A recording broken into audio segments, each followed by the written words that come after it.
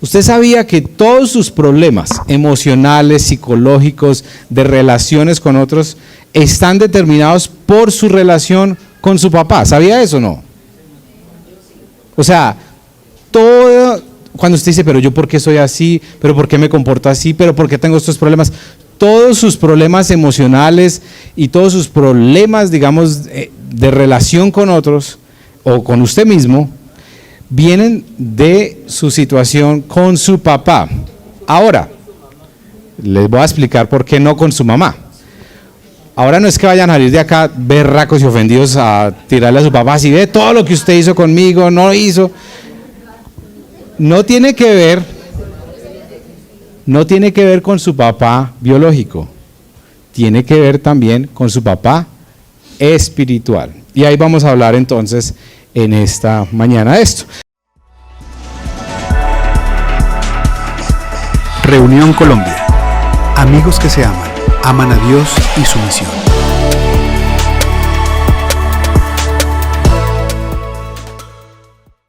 Hemos tratado y hemos comenzado una serie en Navidad que hemos llamado Los Nombres de Jesús. Y hemos hablado de diferentes nombres. ¿Se acuerdan hemos hablado de 3 nombres? ¿Cuáles hemos hablado? El primero, ¿cuál fue? Admirable Consejero.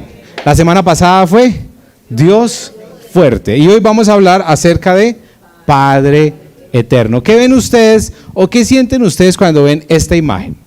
¿Qué sienten ustedes? Envidia. Sí, envidia. Esa es un sentimiento muy válido. Envidia. Yo tengo un amigo que a los 18 años el hombre quería que el papá lo levantara, pero el hombre medía 2 metros y entonces el papá pues iba a morir si lo tiraba para encima. A uno no lo levantaron así sino a juetazos, pero sí, eso, algunos sienten envidia, pero ¿qué más siente? Nostalgia, por ejemplo, ¿por qué, Jaime? Sí, porque de pronto usted sí tuvo un papá que lo cargó y que lo mimó y que de pronto ya no está. Hoy quiero hablar en esta mañana de un concepto. Hoy digamos que no voy a hacer una predicación expositiva normalmente como la hacemos acá, donde cogemos un texto y vamos desarrollando la idea del texto, sino que es un poquito más temática. Hoy quiero hablar de un concepto teológico, más de un concepto, digamos, de un texto de la Biblia, sino de algunos textos de la Biblia. Pero es un concepto teológico que viene desde el Antiguo Testamento y que creo que es muy importante para nosotros entender en la vida cristiana, y es el concepto de la adopción. ¿Qué significa que somos adoptados por Dios? O el concepto de la paternidad. ¿Qué significa que Dios es nuestro papá? Y la realidad es que, pues para poder entender esto, tenemos que ir al inicio de todo, y todo comienza en Génesis. Y cuando nosotros fuimos creados, ustedes pueden leer en la Biblia, en Génesis 1 y 2, ustedes, bueno, y hasta un pedacito del 3, ustedes pueden entender que cuando Dios nos creó para relacionarnos con Él como hijos. Ese fue el diseño de Dios en Génesis 1 y 2. Dios hizo todo hermoso para que sus hijos, su creación, disfrutara de todo lo que Él hizo para nosotros. Y hay algo muy interesante en el relato de la creación de Génesis 1 y 2, y es que dice que fuimos creados a imagen y semejanza de Él. Y esto tiene un concepto o tiene una profundidad mucho más allá de que nos parezcamos físicamente, porque no está hablando de la apariencia física, está hablando de la esencia, del carácter de Dios. Cuando dice que fuimos creados a imagen y semejanza de Dios, quiere decir que fuimos creados bajo el carácter de Dios. Por eso nosotros reflejamos esa imagen y semejanza de Dios muchas veces en nuestra vida, cuando hay bondad, amor, cuando hay esas destellos, digámoslo así, del carácter de Dios en nuestra vida. Entonces, Génesis 1 y 2 nos muestra eso, que fuimos creados a imagen y semejanza de Dios, que fuimos creados, digamos, bajo la imagen de ese Dios que se reflejaba en nosotros. Pero ustedes saben qué ocurre en Génesis 3, ¿cierto? El hombre, el ser humano, que eso es algo muy interesante, al ser creados a imagen y semejanza de Dios, porque esta es una pregunta muy recurrente de la gente que dice, ¿y por qué si Dios nos creó a nosotros, por qué entonces nos creó y no nos dejaba pecar? ¿O por qué no nos prohibió pecar, digámoslo así? ¿O por qué permitió que el hombre pecara? Ustedes no han tenido esa pregunta, ¿cierto? ¿O han escuchado? ¿Por qué si nos creó Dios y lo bueno era no pecar, por qué nosotros pecamos? Por el mismo hecho de ser creados a imagen y semejanza de Dios. Porque Dios no creó robots. Dios creó seres autónomos que tenían toda la capacidad de decisión, porque Él es así. O sea, al ser creados a imagen y semejanza de Dios, teníamos toda la capacidad de decidir. Y podíamos decidir lo bueno como también lo malo. Y lo que sucede en Génesis 3 es que el ser humano decide ¿qué? Apartarse de Dios. Decide caminar solos. Decide decirle al Señor, Señor, yo no te necesito, yo puedo caminar solo.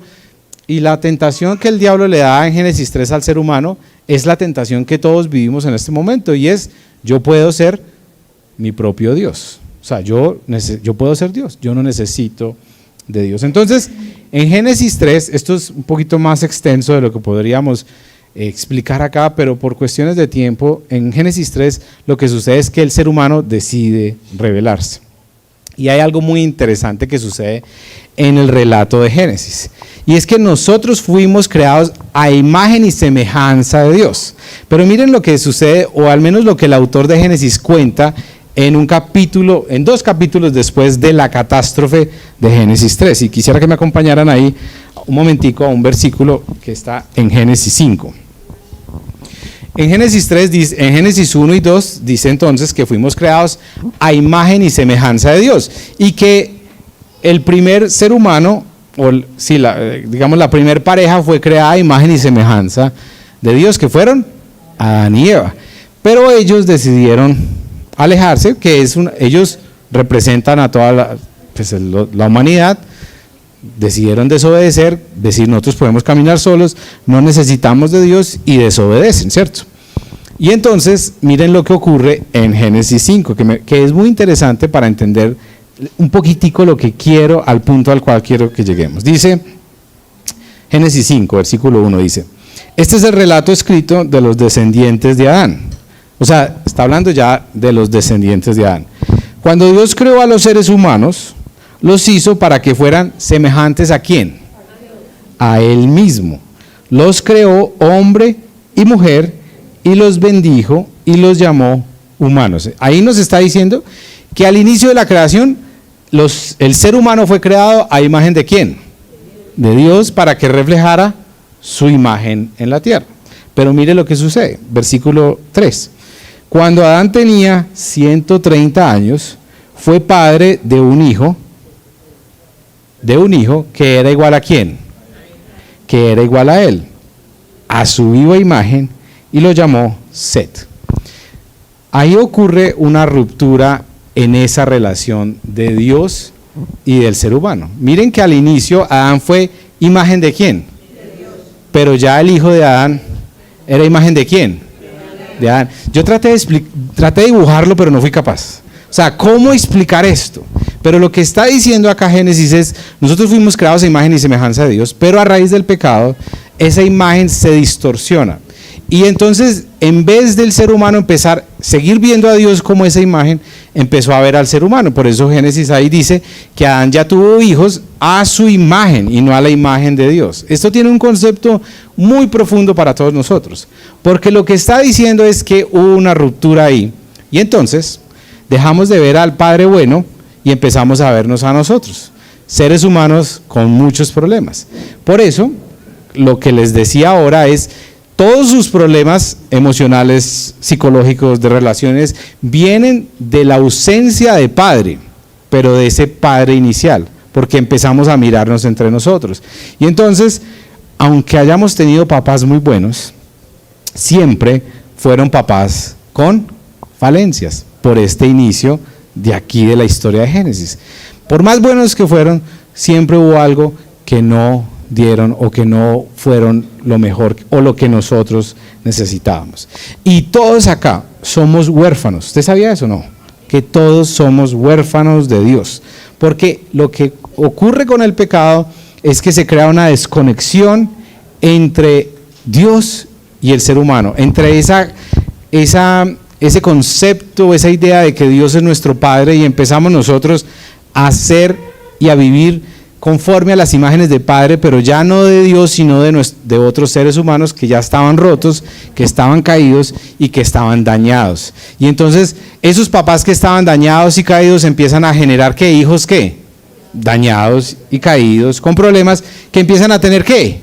Hijos que empiezan a tener papás dañados, caídos, que tienen hijos, y empieza la consecuencia de la consecuencia de la consecuencia que estamos viviendo todos nosotros. Por eso he titulado esta enseñanza hoy, Busco un papá, porque al igual que Carlos, que dijo ahora, siento envidia, esta imagen, yo sé que para muchos es, yo hubiera querido tener un papá así, ¿cierto? Yo hubiera querido tener un papá que me cargara, que me abrazara, que me cuidara, que estuviera conmigo, al menos, como alguien me decía ayer, al menos que lo hubiera querido uno hasta los 7 años, que lo hubiera formado uno y bueno, se fue, pero a los 8, y ya tengo el carácter definido, pero ni siquiera eso. Entonces esto genera, y todos nosotros luchamos con este concepto, todos somos huérfanos. Todos somos huérfanos, todos nuestros problemas vienen de ahí, de nuestra desconexión con Dios como Padre. Y yo quisiera animarlos a esto. Hay varios autores que hablan acerca de la orfandad emocional. Todos de alguna manera somos huérfanos emocionales. Y quisiera leerles algunas de las características de un huérfano emocional. Y yo quisiera que usted ahí escuche muy bien y empiece a pensar, esta a veces me pasa, a veces tengo esto. ¿Listo? Entonces, miren esto. El sentimiento de orfandad es un sentimiento devastador y está asociado a otros sentimientos que nos afectan a todos profundamente en todo lo que somos, hacemos, pensamos, y entonces, por lo tanto, nuestra relación con Dios, con nosotros mismos y con los demás se ve afectada. Cuando hay este sentimiento de orfandad en nosotros, eso afecta a toda nuestra vida, afecta la forma en cómo nos vemos a nosotros mismos, afecta la forma en cómo nos relacionamos con Dios, afecta la forma en cómo nos relacionamos con los otros y afecta toda nuestra vida. Entonces, miren algunos de los sentimientos que se asocian con esta emoción o este sentimiento de orfandad. Lo primero, alguna vez hemos experimentado un sentimiento de abandono. No sé, no voy a decir quiénes se han sentido así, pero usted alguna vez ha sentido como que me dejaron acá, tirado, que nadie está ahí para ayudarme, abandono. Lo segundo, un sentimiento de falta de protección. Entonces, cuando usted tiene un sentimiento de falta de protección, ¿usted qué tiene que hacer? Usted se autoprotege, eso es lo normal. El ser humano dice, pues entonces, si nadie me cuida, me tocó a mí cuidarme. Hace muchos años vi un especial de unos niños, creo que era en Rumania, a partir de la guerra, o había un loco de esos dictadores que surgen de vez en cuando en algún país, que decidió meter los niños a unos orfanatos o a unos lugares, no sé si era por la guerra o qué, pero los metió a un lugar y les tenían todos los cuidados de enfermeras y todo, pero no les daban contacto emocional, porque pues no eran los papás ni nada. Y estos niños crecieron, eso fue como en los años 80, y estos niños crecieron con un síndrome muy, muy loco, y era que se movían ellos mismos y se arrullaban ellos mismos, con ese efecto por años. Niños que no fueron capaces de entender el afecto emocional. Y esto nos pasa a todos nosotros, un sentimiento de falta de protección. ¿Quién me cuida? Y a veces en nuestra vida adulta podemos sentir esto, de que, Dios mío, ¿quién está a mi cuidado? Yo estoy a la deriva de cualquier persona me puede hacer daño. Otro sentimiento asociado a de orfandad es un sentimiento de ansiedad por falta de provisión. Usted mantiene ansioso, usted está ansioso porque ¿cómo voy a hacer? Si es que a mí me ha tocado solo, si es que a mí nadie me ayudó, nadie pensó en mí, entonces usted mantiene con ese sentimiento de ansiedad porque ¿cómo voy a hacer? ¿Qué voy a hacer para responder con esto? ¿Cómo voy a hacer para alcanzar? Porque usted no tuvo, digámoslo así, alguien que estaba ahí que le decía, tranquilo, yo estoy acá, yo lo respaldo. Entonces usted crece con ese sentimiento de ansiedad. Otro sentimiento es el sentimiento de temor de ser abusado por las demás personas. Siempre hay un temor de que, alguien me puede hacer daño, alguien me puede hacer algo. Y es un sentimiento que está asociado con ese tema orfandad. Otro sentimiento, y es el sentimiento de temor a que el más fuerte tomará lo poquito que posee, lo que usted posee. Entonces es un sentimiento de que alguien va a venir y le va a quitar lo que usted tiene, y usted por eso se aferra a las cosas, a las personas, a lo que puede, porque usted dice, me van a quitar esto. Y este es un sentimiento que está asociado a esta emoción de orfandad. Otra, un sentimiento de victimización. Usted empieza a generar y a crear esa idea de que usted es una víctima y de que usted no puede, de que a usted lo dejaron tirado, de que usted no es capaz, y se crea un sentimiento de víctima en usted. Otro sentimiento, un sentimiento de desconfianza. Esta persona piensa que la gente lo va a traicionar y que puede ser traicionado en cualquier momento. Sentimientos de soledad y de aislamiento.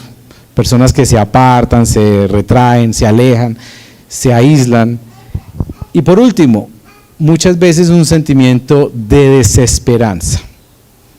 Entonces, todos estos sentimientos están asociados con esta orfandad. ¿Cuántos de aquí han sentido al menos uno de estos sentimientos que dicen, yo he vivido así con eso? Yo creo que todos, ¿cierto? Bueno, yo pensaría, yo conozco personas, de verdad, y no lo digo por chiste ni nada, conozco personas que son muy sanas en esta área, y eso es una bendición, la verdad. Yo quisiera ser así. Pero miren, muchos de nosotros podemos ser huérfanos de padres presentes, pero que fueron ausentes a la vez. O sea, si usted dice, no, es que igual yo tuve papá y mamá, pero estuvieron ahí, pero fueron ausentes, de pronto ausentes emocionalmente. Pero también podemos ser huérfanos de padres presentes que estuvieron comprometidos con nosotros, porque al igual, como les mostraba, empezamos a reflejar nuestras propias imágenes, y entonces, a pesar de que fueron buenas personas o buenos padres, igual hubo falencias que nos afectan hoy en día a nosotros. Y con esto quiero volver a reiterar esto. El problema suyo, porque ahora es que con esto de la víctima, el problema suyo es el problema de ¿quién? De sus papás. Entonces usted mantiene ofendido con sus papás, es que mi mamá hizo esto, mi papá esto. No, el problema no son ellos. Yo tenía un amigo que cuando no era cristiano y se emborrachaba, lo primero que hacía, borracho y ya se había ido de la casa, era llamar al papá a las 3 de la mañana y se las cantaba todas al papá. El papá, imagínense, el papá ya se fue de la casa y él lo llamaba y se hacía la terapia ahí de desahogo con el papá. Es que usted tal, pues el papá, ¿qué iba a decir? No, pues nada, pues ya pasaron muchos años, pero siempre que se emborrachaba llamaba al papá a montársela. Es que usted no hizo tal cosa, claro, pero eso reflejaba todos los problemas emocionales que tenemos todos nosotros. Pero el problema no es el papá, no es que llame usted a su papá ahora todo ofendía a cantársela, o sea, a decirle, es que usted no, el problema es mucho más profundo que eso. ¿Por qué? Porque al separarnos de la fuente de vida que es Dios, perdimos nuestra brújula. El ser humano perdió su brújula y el punto de referencia real y verdadero. Porque el punto de referencia no era Adán, sino que era Dios, la imagen de Dios en Adán. Pero como ahí hubo una ruptura entre la imagen de Dios y Adán por causa del pecado, entonces el punto de referencia dejó de ser Dios y empezó a ser otro ser humano, y ahí empiezan los problemas para todos nosotros. Entonces, hemos creído, al igual que Adán y Eva, que podemos llenar nuestras necesidades de pertenencia, significado y conexión aparte de nuestro Padre Celestial. Por eso el problema no es su papá terrenal, sino pensar que no necesitamos el Padre Celestial.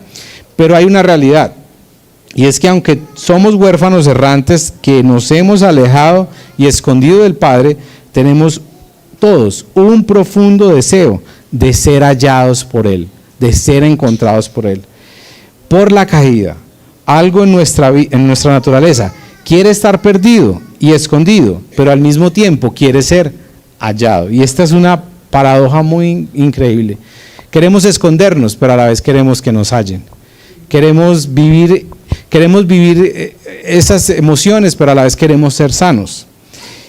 Y la mayor consecuencia que toda la humanidad ha experimentado por la rebeldía de Génesis 3, de Adán y Eva, ha sido la desconexión con Dios como Padre Celestial. Nuestra identidad, nuestra intimidad, nuestro propósito y nuestros destinos fueron profundamente afectados. Y en lugar de que sea Dios quien defina quiénes somos, hemos buscado otras fuentes de identidad para nosotros ser definidos. Digámoslo así, es como el diagnóstico de todos nosotros. Todos tenemos problemas acá, ¿sí o no? Todos tenemos problemas emocionales por nuestra situación con nuestro papá. No solamente terrenal, sino espiritual. Porque parte también de madurar y de crecer es dejarle de echar la culpa a los otros por lo que uno hace. O sea, hay momentos donde uno tiene que decir, listo, no hicieron conmigo esto, pero entonces hay que hacerle y tengo que hacer las cosas diferentes. Eso también es parte de la madurez cristiana. O sea, dejar de estarle echándole la culpa a los papás. Es que mi bisabuelo vendió la tierra donde yo era rico hace 300 años y ya mi abuelo lo que hizo. No, y después que los españoles y que no. O sea, no, un poco de cosas que uno dice, no, pero ya, supérelo, tiene que salir adelante. No, que es que yo mantengo ofendido con mi bisabuelo porque se tomó toda la finca que teníamos y yo en estos momentos sería un hacendado, sería rico, pero pues, nada, no, ya pasó. Eso también es parte de crecer. Entonces, el diagnóstico es ese, todos buscamos un papá, ¿sí o no? Todos necesitamos esa conexión terrenal y espiritual. Y por eso es que cuando usted tiene falencias en esta área, por ejemplo, las mujeres buscan a veces en su pareja, ¿qué? Un papá que la cuide. O los hombres buscan de pronto, iba a decir algo que no puedo decir. Por eso muchas veces los hombres en figuras mayores entienden que es un papá, o sea, buscan como esa figura de papá. O sea, de alguien que le hacen caso al papá y el papá, el líder es mi papá. Entonces, esos son los problemas que se generan, digamos, en nuestras identidades a raíz de esto.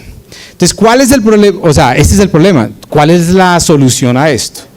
¿Qué hacemos nosotros frente a esto? Y todos los problemas del ser humano digamos, no se resumen, se concluyen o terminan con una persona, y es Jesús. En Jesús podemos encontrar respuesta a todos nuestros problemas emocionales, espirituales, todos. Y por eso quiero que me acompañen, que es el texto, digamos, que quisiera que miráramos hoy, que es Isaías 9, versículo 6.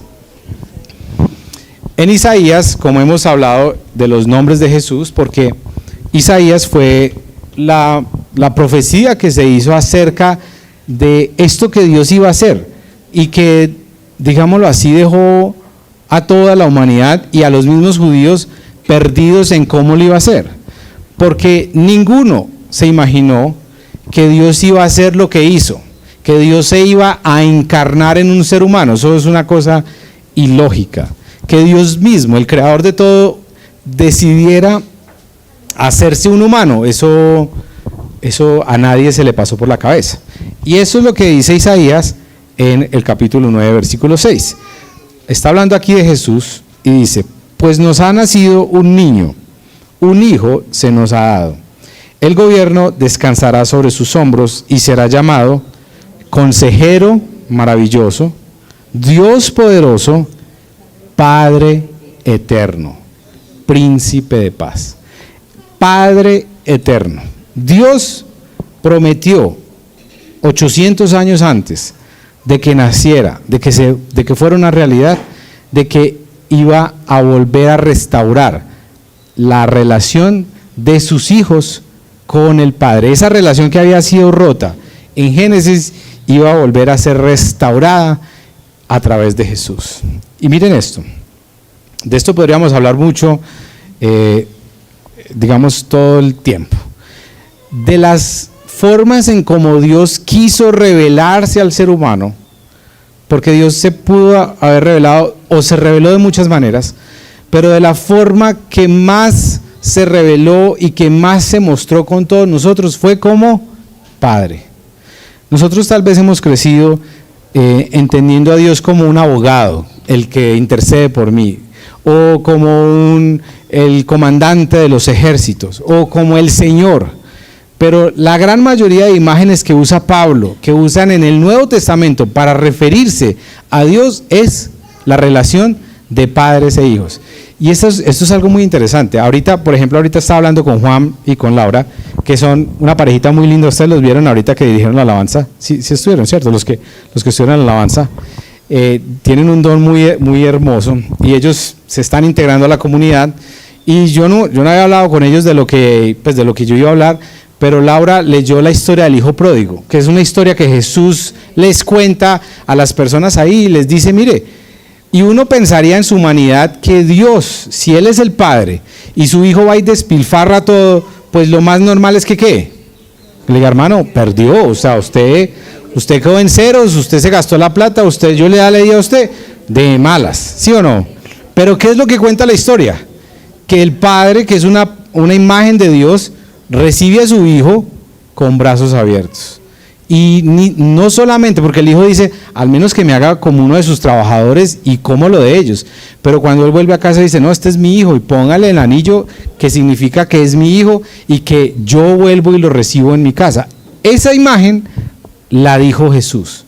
Y estaba diciendo, esto es lo que Dios está haciendo con ustedes. Dios no... Por eso es que es muy interesante este punto, porque Dios no solamente vino a morir por nuestros pecados, y esto suena como una herejía, pero no es una herejía. Dios vino a mucho más que eso. Una vez una persona se me puso brava porque yo dije eso. Yo dije, Dios vino a algo más que morir por los pecados. Me dijo, ¿cómo así? Si es que ese es el problema del ser humano. Y yo creo que no es el problema del ser humano. Es un problema grave. Pero el problema del ser humano fue la desconexión con el Padre. Por eso Colosenses, un libro que Pablo habla y dice, Dios vino a reconciliar todas las cosas. Y esa reconciliación tiene que ver con una relación. Por eso cuando usted se encuentra con Jesús, usted no está haciendo una transacción con Dios. Señor, tú pagaste mis pecados, listo, aquí estoy, ya, otra vez. No, usted lo que está haciendo es volviendo al Padre. Usted está reconciliándose otra vez con ese Padre que dio todo por usted. Y de todas las formas en que Dios usó imágenes, o Pablo usaron para hacernos entender qué fue lo que pasó en la cruz, la que más usan es, Dios es un Padre que buscó perdidamente a sus hijos e hizo hasta lo imposible, que era ¿qué? Hacerse como uno de ellos, para poder salvarlos, porque eso es lo que sucede en la cruz. Jesús se hizo como uno de nosotros, vivió como uno de nosotros, se despojó como uno de nosotros. Yo puse esta semana en mi Instagram una imagen que dice Dios poderoso, no sé si la vieron algunos, y es un bebé que le están limpiando un pañal, con el pañal. Eso es una imagen increíble, porque Dios poderoso se hizo tan vulnerable para poder salvarnos, que dependió de que una mujer lo limpiara, porque si no, se moría. O sea, decidió vivir como nosotros, decidió caminar como nosotros, decidió hacerse como uno de nosotros, como un Padre bueno. Y por ejemplo, cuando los discípulos le preguntan a Jesús y le dicen, Señor, enséñanos a orar, Jesús no comenzó la oración diciendo, Dios nuestro, o Señor nuestro, o cualquier otra palabra con la que podría describir a Dios, sino que le dice ¿cómo? Padre nuestro. Y desde ahí Jesús comienza enseñándole a sus discípulos, es que la relación de ustedes ahora con Dios ya no es una relación distante, donde Dios está por allá, porque todos aquí, bueno, yo no sé, pero yo crecí sintiendo que Dios era como un viejo canoso y barrigón por allá en el cielo. Yo no sé si ustedes tenían esa imagen, con un juguete, porque así me lo imaginaba yo, que si uno medio hacía algo malo, le daban duro, porque ese es Dios. Y lo que Jesús está diciendo, les está diciendo a sus discípulos, ahora la relación de ustedes con Dios no es esa idea de un Dios castigador, sino de un Dios ¿qué? Padre, amoroso, tierno, al que ustedes le pueden decir papá. Por eso Pablo habla de Abba Padre, papá Dios, ya podemos decirle papá, porque esa es la imagen que Dios quiere que nosotros tengamos de Él. Si usted tiene una imagen diferente a que Dios es un papá bueno, usted tiene un problema teológico en su cabeza. Si Dios para usted es un Dios de castigo, si no hago esto, entonces Dios me va a castigar. Si Dios para usted es un Dios que si usted de causa consecuencia, si Dios para usted es un Dios tirano, si Dios para usted es un Dios lejano, si Dios para usted es un Dios bravo, ese no es la imagen de Dios de la Biblia. Dios es un Dios bueno y tierno. Una vez un señor llegó a la iglesia y me dijo, yo le pregunté, ¿usted alguna vez ha asistido a una iglesia? Me dijo, una vez fue a una iglesia. Y ese día yo estaba muy mal y la había embarrado, había cometido muchas cosas. Y llegué a la iglesia y ese día salí y me sentí peor, porque me hicieron sentir como el peor de los pecadores y nunca más volví a la iglesia. Y yo decía, esas son las cosas que nosotros transmitimos a veces. Una superioridad moral, ¿de dónde? Cuando lo que Dios nos está diciendo a nosotros es, yo soy un Padre bueno. Y no importa lo que usted haya hecho, yo siempre lo voy a recibir con brazos abiertos. Quiere lo mejor para nosotros, quiere que cambiemos, quiere que nos transformemos, pero es un papá bueno. Usted no se ha puesto a pensar, los que son papás acá, en esto. ¿Qué tendrían que hacer sus hijos para que usted los dejara de querer? ¿Ha pensado en eso o no? ¿Qué tendría que hacer su hijo, su hija, para que usted lo dejara de querer? ¿Cierto? Por más que hagan o no hagan, uno dice, pues, son mis hijos, ¿cierto? Yo los sigo amando. Y esta es la buena noticia que nos da la Biblia. Esta es la buena noticia de la Navidad. El mono la semana pasada decía, la Navidad es como hacer una fiesta de celebración para un invitado y que se nos olvidó el invitado. La Navidad es recordar que Dios se hizo como uno de nosotros para restaurar nuestra relación de padre, para mostrarnos a nosotros qué es ser buen padre, para que esa imagen de Génesis 1 y 2 pudiera volverse a ser una realidad a través de Jesús. Y entonces ya nosotros podemos mostrar y reflejar la imagen de Dios porque entendemos y conocemos a Jesús, y nuestros hijos pueden ver también eso en nosotros, con nuestras falencias, con nuestros problemas, porque no somos perfectos, pero siempre intentando reflejar a Jesús en nuestra vida. Por eso les decía al inicio que esta no era una predicación expositiva, sino más temática, de un concepto teológico que es muy importante entender. Y yo sé que hay muchas personas que esto lo entienden muy fácil. Yo me he dado cuenta en mi vida cristiana que las personas que tuvieron una buena figura de papá, esto les es muy fácil entenderlo. Que Dios es su papá. Ah, sí, porque yo tuve un papá bueno. Yo siempre he escuchado lo mismo, que cuando hay el Día de la Madre en las cárceles, eso es una locura porque todos los que están en la cárcel les hacen fiesta, bueno, regalos para las mamás, de todo. Pero el Día del Padre, eso es perdido porque muchos de ellos no tienen papá, entonces esa imagen de papá es tan complicada, y esto también tiene unas connotaciones teológicas para nosotros, por ejemplo acá en Latinoamérica, acá en Colombia. ¿Por qué acá es más fácil para la gente relacionarse con María que con Dios? Porque María es una mamá. Entonces, para uno que no tuvo papá, pues a uno le dicen, María es como una mamá. Uno dice, ah, sí, mi mamá fue muy buena mamá, María es como mi mamá. Pero si le dicen, Dios es como su papá, ¿qué va a decir alguien? Uy, como el mío. No, yo prefiero relacionarme con María. Que mi papá fue el que les dijo, los abandono y ese es Dios. No, yo no quiero eso, es la realidad. Esto también tiene unas connotaciones teológicas muy importantes. Pero yo me he dado cuenta que para las personas que, digamos, tuvieron una buena figura de papá, no perfecta, pero una buena figura de papá, entender este concepto de que Dios es su papá es relativamente fácil, o sea, lo pueden entender más fácil. Pero para aquellos que no lo tuvimos, una buena figura de papá, esto es algo con lo que luchamos toda la vida. Toda la vida luchamos con entender este concepto de que Dios es mi Padre. Aún todavía uno lucha con esto. Miren, yo crecí en un hogar disfuncional, con una mamá muy joven, pero muy buena mamá. O sea, yo no tengo nada que decir de mi mamá. Mi mamá fue una mamá excelente, la sigue siendo, es más, porque me invitó hoy a comer, entonces tengo que hablar muchas cosas buenas de ellas.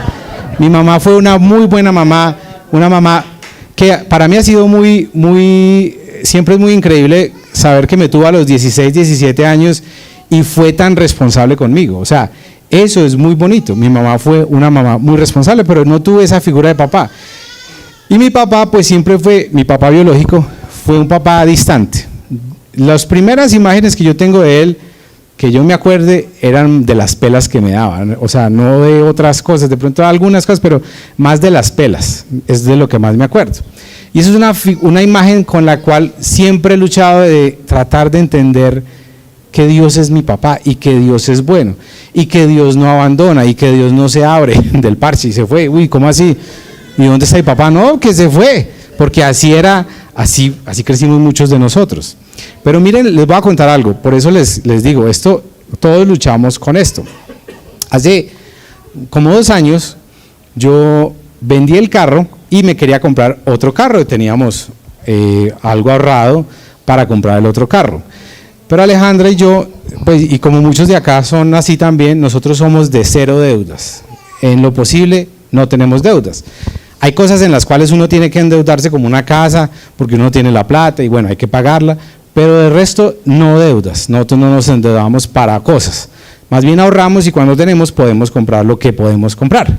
Entonces ya habíamos ahorrado y el carro que yo quería, yo tenía como 4 millones menos del carro que yo quería, o sea, en mis ahorros. Entonces, pues siempre está la tentación de uno decir, bueno, que alguien me preste esos 4 millones de pesos, alguna cosa, bueno.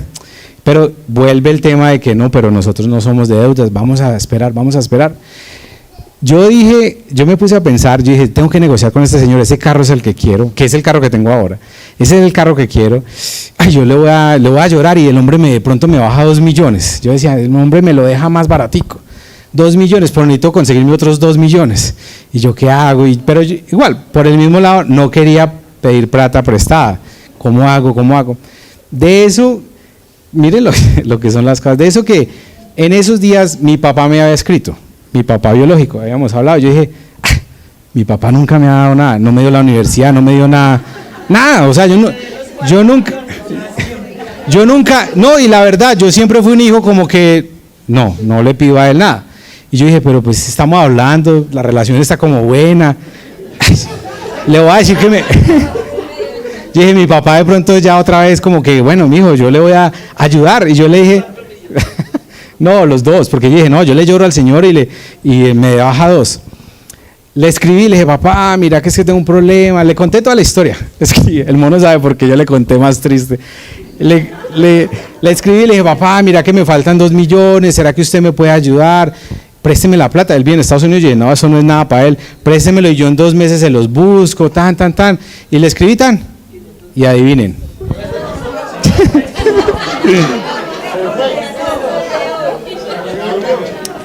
Eso fue hace 2 años, todavía estoy esperando la respuesta, yo tengo esperanza. Me dejó en visto, y yo, ay no, y yo miraba todos los días y miraba, y nada, y como una semana miraba, mi papá me dejó en visto, no puede ser, nunca jamás. Y a mí me dio rabia de eso que usted dice, pero nunca, y me dio rabia, bueno, al principio me dio como esa tristeza, pero mi papá, ¿por qué me dejó en visto? Lo segundo, ya después me dio rabia conmigo mismo. Yo decía, yo a los 40 años pidiéndole plata a mi papá, cuando nunca le he pedido plata. Qué tristeza, qué vergüenza. Y ofendido, yo me acuerdo que le conté, caí bajo y le dije al mono, no, mira lo que me pasó. Y el mono se reía. Muerto de la risa, porque eso es lo único que hace cuando le cuento mis penurias. Me dejó en visto. Bueno, yo pasé como por todas esas etapas de la rabia, pero me dio como ese sentimiento de, yo tan viejo y todavía esperando algo de mi papá, o sea, como esperando que él fuera un papá. Sí, no sé si me hago entender ese sentimiento. El hecho fue que, bueno, yo dije, no, ese es el carro que yo quiero. Y yo le dije a Alejandra, no, yo voy a hablar con ese señor, y me puse a hablar con él. Le dije, hermano, él me dijo, bueno, joven, me dijo así, joven, ¿cómo hacemos?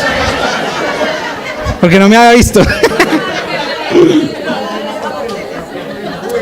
Me dijo, joven, cuénteme pues cómo es el negocio. Era un paisa, muy buena gente, un señor de Medellín, paisa, buena gente. De eso que usted dice, señor, solo por teléfono hablamos. Entonces nos pusimos a hablar un día, me dijo, bueno, cuénteme pues cómo es el negocio. Ya lo tengo listo, este es su carro, yo sé que este es su carro, me dijo así. Y le dije, hermano, le voy a ser sincero, yo tengo tanta plata, o sea, los 4 millones menos del carro. Yo no tengo, él me estaba pidiendo, digamos, 70, y yo le dije, yo solo tengo 66, un ejemplo. Entonces yo le dije, no tengo más. No, o sea, la verdad me los he buscado y no los tengo. Eso había pasado como una semana antes de que habíamos hablado, pues. Entonces el hombre me dijo, hermano, ¿cómo no se puede conseguir los otros dos? Le dije, no, es que no tengo. Casi que le cuento lo de mi papá. No, hermano. Imagínense lo que pasó con mi papá. No, pero no caí tan bajo tampoco. Yo tengo dignidad y no, yo nada. Le dije, no, hermano, no tengo la plata. ¿Y sabe qué me dijo el Señor? Me dijo, ¿sabe qué, muchacho? Porque me volvió y me dijo, muchacho. ¿Sabe qué, muchacho? Usted me cayó bien. Yo le dejo ese carro así, tranquilo. Le bajo los 4 millones. Deme lo que tiene. En ese momento, yo sentí que Dios me habló. Y me dijo, ¿sabe qué me dijo? Y yo se lo conté a ellos también. Dijo, usted sabe y siempre ha sabido que yo he sido su papá. Toda su vida. Siempre he tenido cuidado de usted. Siempre. Y no es solamente por esta parte económica, sino en toda mi vida. Dios ahí volvió y me dijo, ¿usted por qué anda mendigando cuando siempre ha sabido que yo soy su papá? ¿Cuándo lo he dejado tirado? Eso para mí fue tan duro, porque yo me sentí mal con el Señor. Yo dije, Señor, perdóname. A veces a uno se le olvidan estas cosas. Pero esto es lo que la Biblia está diciendo acá. Yo soy su papá, una y otra vez. Y a mí me lo ha tenido que recordar, y yo les podría contar historias de mi vida, de cómo yo, como Carlos decía, que envidia haber tenido un papá así. Pero en mi vida lo único que he visto es un papá en el cielo, que a mí me han dicho mis amigos, usted es un mimado, Dios a usted lo mima demasiado, porque esa ha sido así, esa ha sido mi vida. Dios ha sido tan bueno y ese papá en cada momento de mi vida. Y esta fue la última vez que yo entendí y sentí que el Señor me dijo, usted sabe que siempre he sido su papá, siempre estoy a su cuidado. Y este es el Padre eterno que todos tenemos. Este es Jesús, un Padre eterno. Ese es el mejor y el amén, un aplauso al Señor. Y ese es el mayor regalo que todos tenemos en esta Navidad, entender que Dios es nuestro Padre. Y cuando uno entiende eso, cuando uno entiende que Jesús es el Padre eterno, uno ya no le tira a los papás. Uno ya no dice, es que mi papá no, porque la verdad yo no tengo rabia ni con mi papá, nada de eso no. Yo entiendo que también tuvo sus luchas y sus problemas y necesita también de Dios, ¿sí o no? Pero entender que el mejor y el mayor regalo que nosotros tenemos es el regalo de que Dios es nuestro papá, deben cambiar nuestra vida. Y Laura lo leyó ahora en el Hijo Pródigo, que es una historia increíble. Y yo quisiera dejarles esta mañana un reto, y es que usted en esta semana se pregunte si usted está viviendo su vida como un hijo amado de Dios o como un huérfano errante en la vida. ¿Está viviendo como un hijo amado o como un huérfano todavía, con un Dios en el cielo que está con los brazos abiertos diciendo, aquí estoy? Quisiera invitarlos para que termináramos orando y que nos pongamos de pie y vamos a orar. Y quiero invitarlos para que ahí oren conmigo. Y piensen en esto que hemos hablado hoy. Piensen en su vida como hijos de Dios, como entendiendo este concepto de que Dios es el Padre. Muchas veces vivimos la vida cristiana, la vida en general, tratando de llenar y tratando de agradar, tratando de vivir la vida de otros, tratando de complacer a uno de Dios, sin entender que Dios es nuestro Padre, que nos ama, que está ahí siempre con nosotros. Y yo quisiera animarlos para que en esta mañana, mientras cantamos esta canción que es tan bonita y que habla justamente de esto, de nuestra vida como hijos de Dios y que Dios está esperándonos con brazos abiertos, que podamos reflexionar en esto, en cómo es nuestra vida delante de Dios.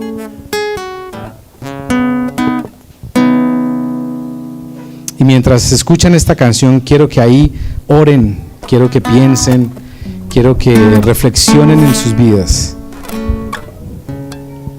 en que de verdad estamos viviendo la vida como si Dios fuera nuestro papá, porque eso cambia todo. Si entendemos que tenemos un Padre eterno, entendemos que la vida es diferente y que Dios está con nosotros. Reunión Colombia. Amigos que se aman a Dios y su misión.